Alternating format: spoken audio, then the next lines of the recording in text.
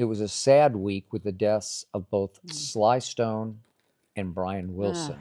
What type of influence do you think each had on music, and do you think both of their greatness is underappreciated? No, totally underappreciated, Totally. both of them. We've been Sly fans since before I even knew you and you knew me. We both loved Sly.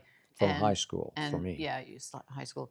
And the Beach Boys, Brian Wilson, I have their ringtone on my phone for the last 10 years. God only knows. God only knows. Yep. And I just think that there's nobody else who could ever come up at this point moving forward could reach their talent, songwriting, just who they were, and left a mark on music the way that they did. And the Beach Boys together, Dennis Wilson, Carl Wilson, who was one of my favorites, Brian Wilson. Hot. They both died, Dennis, Carl, and now Brian. There's no Beach Boy left that's part of the Wilson family. Yeah.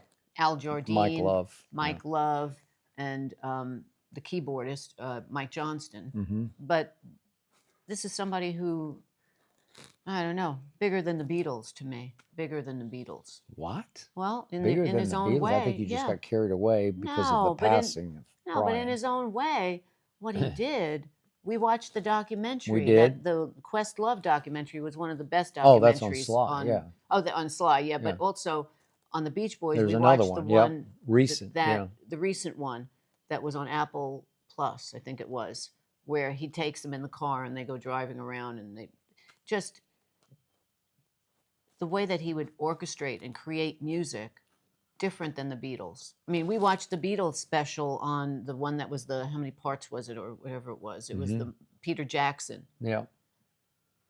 They could write music and sing. It was incredible. But when you watched Brian, it was like another level. Yeah. When he would orchestrate and create. Okay. All right. So I hear you. I'm with you to a point. But as fearless a creator as Brian Wilson was, also flawed, fearless, flawed creator. Most geniuses Most are. Not quite in Sly Stone's league for breakthrough. Not quite, because Brian Wilson was, you could make a case, the greatest pop songwriter ever. And there's an art to the pop song, because he created the California beach sound. Genre. Yeah, a whole genre of beach, California girls, She's Real Fine, My 409, Little Honda. I'm living on Long Island, growing up, and there's snow.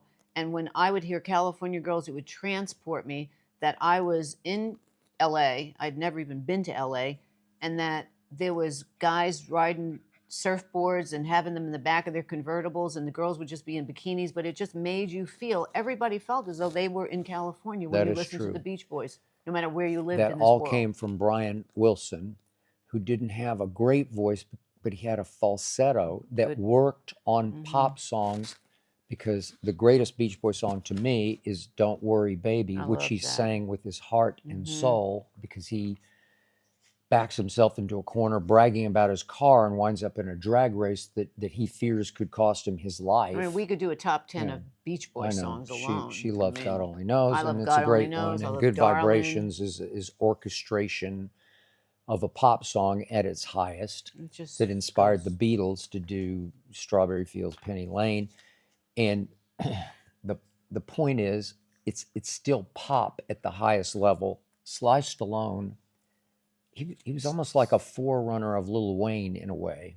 Sly Stallone. I'm sorry, Sly Stone. Yeah, I didn't mean Sly Stone. Yeah, I know, it's so Sly confusing. Stone it is a forerunner of Lil Wayne, because he was revolutionarily creative. Yeah, no, I get where what he's you're going saying. places no one had ever gone. I mean, the Beach Boys, they liked the Letterman. They the Letterman, they were before the Beach Boys. Yeah. And they harmonized. This is harmony. Harmony. Yeah. It's almost like barbershop quartet. Right, they took it one step further, the Beach Boys. But with Sly, he created, like the way George Clinton did for funkadelic music. Did. And there's a lot of funk in Sly. Yeah. it's never been done before. Like Prince, like people that break through. He was Prince before Prince. Right. Wayne is his own. Yeah. Wayne is his own, genius. Yeah. That came out of nowhere and Fearless created something. genius. Yeah. Yes. So. And Sly, it just became a really sad story. Mm-hmm. If you watch the Questlove, we highly recommend it. You should watch that, Doc.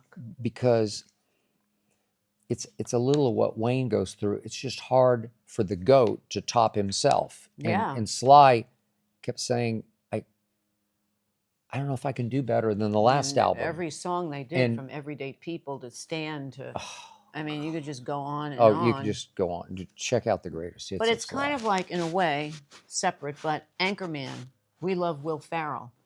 Anchorman to us is top.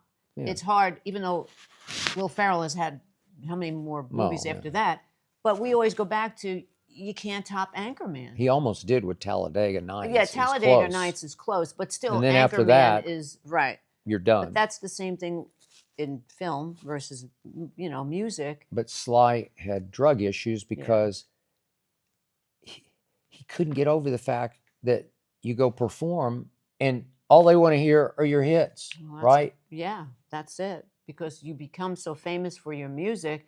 Even Paul McCartney, now that he plays still, God bless him, they still want to hear Beatles and Wings. I want to hold your hand. Yeah, and he has to, because that's what the audience wants. But two icons that will never, I mean... back to back within a few days. Just touched everybody's life on the planet. Brilliant, flawed, and in some ways tragic in both cases. And that's what happens to genius.